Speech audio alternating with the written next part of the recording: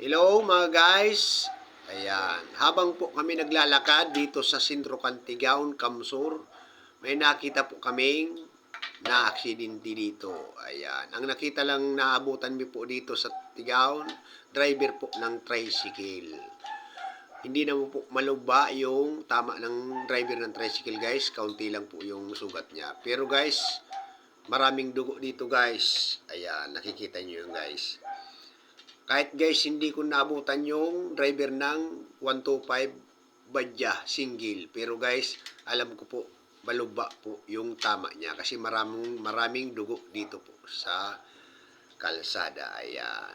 Diyan po yan sa Parada, Cantigaon. Papunta po ning Mabalod-Balod. Ayan. Guys, laging tatandaan, laging mag-iingat sa biyahe. Ayan. Malayo man o malapit. Ayan. Kapit lang guys, kigad. Ayan. Nandiyan po yung asawa ko, kasama ko. Ayan. Ayan po, nakaitim po yung asawa ko. Tapos yung anak ko po. Ayan.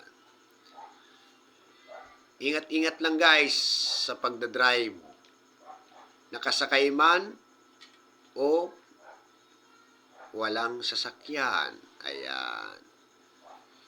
Ayan guys, oh. Ayan. Sana po mapanood din po itong video ko. Ayan. Pauwi na kami guys. Salamat. Salamaton po.